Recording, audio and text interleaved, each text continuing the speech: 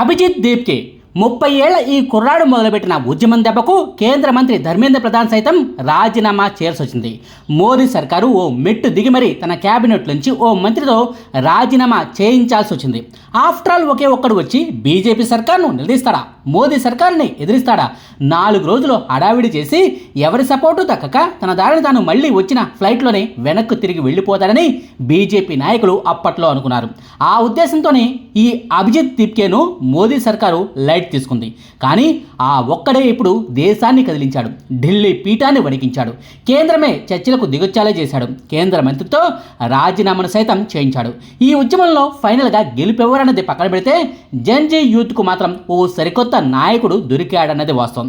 Neat paper లీకేజీపైనే ప్రస్తుతం పోరాటం చేసిన అభిజిత్ దీప్కే భవిష్యత్తులో తన కాక్రోచ్ జనతా పార్టీని రాజకీయ పార్టీగా చేస్తాడా, ఎన్నికల్లో పోటీ చేస్తాడా, దేశం ఎదుర్కొంటున్న ఇతర సమస్యల విషయంలోనూ పోరాటాన్ని మొదలు పెడతాడా లేదా అన్నది ఇప్పుడు చర్చనీయాంశంగా మారింది. ఈ నేపథ్యంలోనే అసలు ఎవరి అభిజిత్ దీప్కే, అతని బ్యాక్గ్రౌండ్ ఏంటి, మోదీ సర్కారుని ఎదిరించే ధైర్యం అతనికి ఎలా వచ్చింది, అమెరికా నుంచి ఢిల్లీకి వచ్చి మరీ ఉద్యమాన్ని మొదలు పెట్టడానికి కారణాలేంటన్న వివరాల గురించి నెట్టింట సెర్చింగ్ మొదలైంది.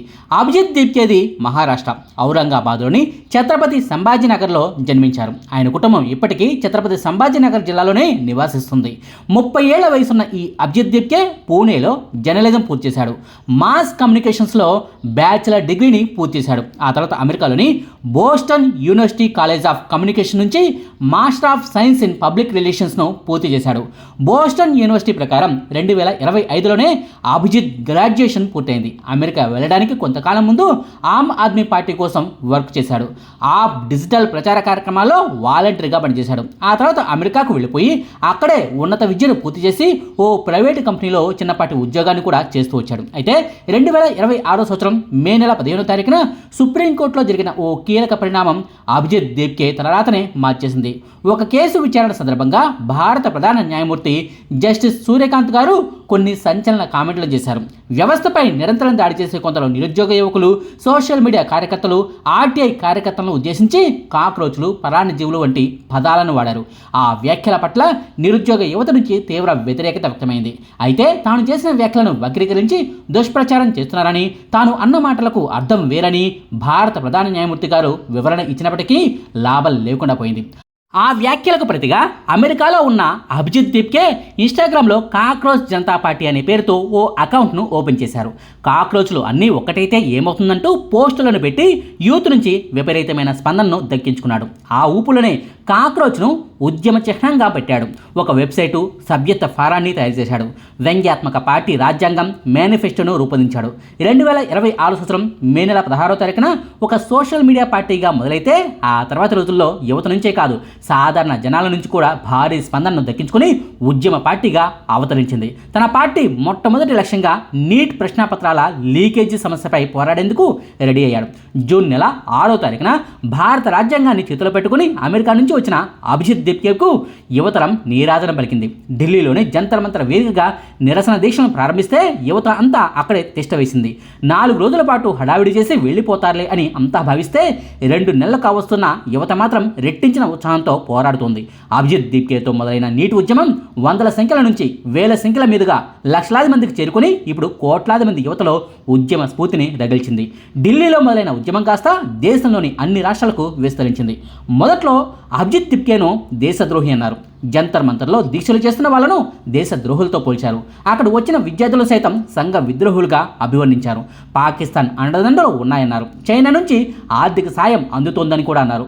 మోదీ సర్కార్ను బలహీనపరిచి దేశంలో అశాంతిని క్రియేట్ చేయాలని శత్రు దేశాలు కుట్ర పన్నాయని, ఆ ప్లాన్లో భాగంగానే ఈ ఉద్యమాన్ని మొదలుపెట్టారని ఓ సెక్షన్ జనాల నుంచి ఇప్పటికీ విమర్శలు వస్తూనే ఉన్నాయి. బీజేపీ హార్డ్ కోర్ అభిమానులకైతే అభిజిత్ దీప్కే పేరును చెప్తే చాలు మండిపడుతున్న పరిస్థితి. అయితే దేశద్రోహి అంటూ నెట్టింట కొందరి నుంచి విమర్శలు వచ్చినా సరే అభిజిత్ దీప్కే మాత్రం వెనక్కు తగ్గలేదు. తన మీద బురద జల్లినా, తనపై దాడులకు పాల్పడినా, ఇంకుని చెల్లి అవమానించినా సరే తట్టుకొని నిలబడ్డాడు. నీట్ ఉద్యమాన్ని ముందుకు తీసుకెళ్లాడు. ఓ దశలో అయితే అభిజిత్ దీప్కే తల్లిదండ్రులకు కూడా బెదిరింపు కాల్స్ వెళ్ళాయట. ఈ విషయాన్ని అభిజిత్ తండ్రి గారే స్వయంగా చెప్పుకొచ్చారు. అభిజిత్ దీప్కే తండ్రి పేరు భగవాన్ రావ్ దీప్కే, తల్లి పేరు అనితా దీప్కే. భగవాన్ రావ్ దీప్కే గారు మహారాష్ట్ర ఇండస్ట్రియల్ డెవలప్మెంట్ కార్పొరేషన్లో డిప్యూటీ ఇంజనీర్గా పనిచేసి రిటైర్ అయ్యారు. మా ఇంట్లో కానీ మా బంధువుల్లో కానీ ఎవరూ నీట్ పరీక్షలు రాయలేదు. నా కొడుకేమీ వ్యక్తిగత స్వార్థం కోసం ఈ ఉద్యమాన్ని మొదలుపెట్టలేదు. అసలు మొదట్లోనే మా అబ్బాయిని మేము హెచ్చరించాము. మనకెందుకు వచ్చిన రాజకీయాలంటూ మా వ్యతిరేకతను వ్యక్తపరిచాము. కానీ మా అబ్బాయి వినలేదు, మొండిగా ముందుకెళ్ళాడు. మొదట్లో మేము చాలా భయపడ్డాం, కానీ విద్యార్థుల నుంచి వచ్చిన సపోర్ట్ని చూసి మాకు నమ్మకం కలిగింది. మా అబ్బాయిని దేశద్రోహి అని నిందిస్తున్న వాళ్ళు ఉన్నారు. ఏసీ హోటల్లో బస చేస్తూ పోరాటం చేస్తున్నాడని విమర్శించారు.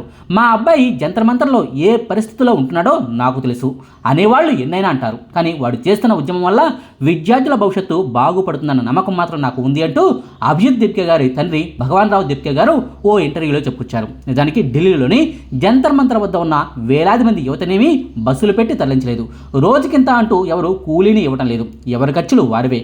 ఎక్కడెక్కడి నుంచో సొంత ఖర్చులతో వస్తున్నారు. పోలీసులు దాడులు చేసినా భయపడటం లేదు.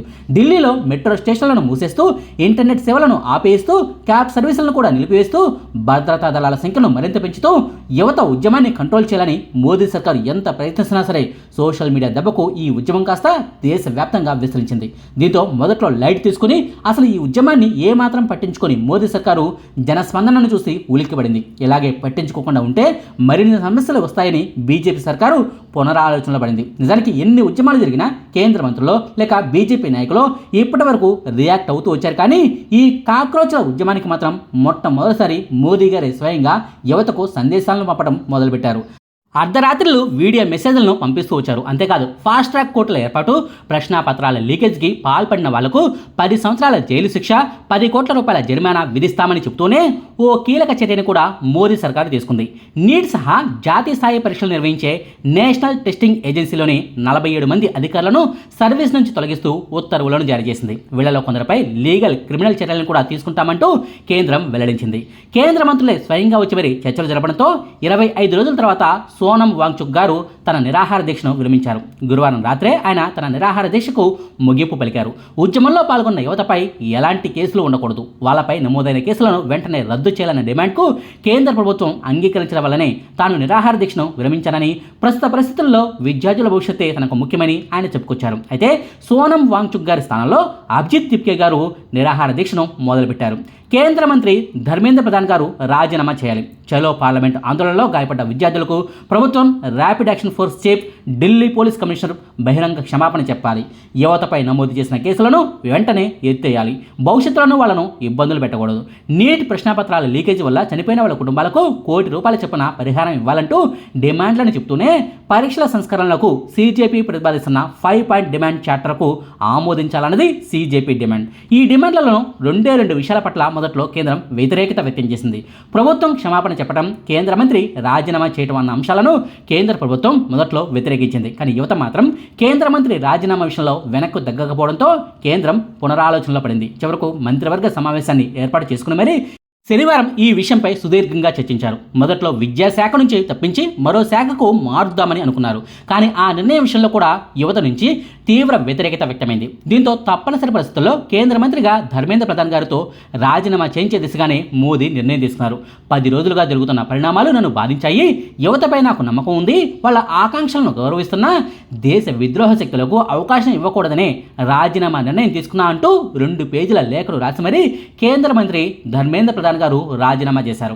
దీంతో నీట్ ఉద్యమం విషయంలో సీజేపీ డిమాండ్లలో చాలా వరకు నెరవేరినట్టే అయింది. నిజానికి మొదట్లో ఈ ఉద్యమాన్ని లెక్క చేయని కేంద్ర ప్రభుత్వం ఆ తర్వాత చర్చలకు పిలవడంతోనే ఓ రకంగా సీజేపీ విజయానికి సూచన. తాజాగా కేంద్ర మంత్రి రాజీనామా అన్నది సీజేపీకి బిగ్ విక్టరీ అని చెప్పాలి. ఆలస్యంగానైనా ఆఘమేఘాల మీద చర్చలకు దిగివచ్చి సీజేపీ డిమాండ్లన్నింటినీ ఒప్పుకోవటం అన్నది ఓ రకంగా అభిజిత్ దీప్కే గారి విజయమే. కేంద్రం దిగివచ్చి డిమాండ్లను నెరవేర్చింది కాబట్టి ఇంతటితో ఈ ఉద్యమం ముగిసినట్టే లెక్క. అయితే భవిష్యత్తులో అభిజిత్ దీప్కే గారు ఏం చేయబోతున్నారు? తన పార్టీని రాజకీయ పార్టీగా మార్చుతారా, లేక ఇతర సమస్యలపై పోరాడతారా, లేక ఇంతటితో పోరాటాన్ని ఆపేసి అమెరికాకు వెళ్ళిపోతారా అన్నది చూడాల్సి ఉంది. ఇదండి అభిజిత్ దీప్కే గారి గురించిన వివరాలు. కేంద్ర మంత్రి ధర్మేంద్ర ప్రధాన్ గారి రాజీనామాకు సంబంధించిన సమాచారం. మీకు ఈ వీడియో నచ్చితే లైక్ చేయండి, షేర్ చేయండి. మరిన్ని ఆసక్తికరమైన వీడియోల కోసం మా కొత్త ముచ్చట ఛానల్ను సబ్స్క్రైబ్ చేయడం మాత్రం మర్చిపోకండి. Thank you.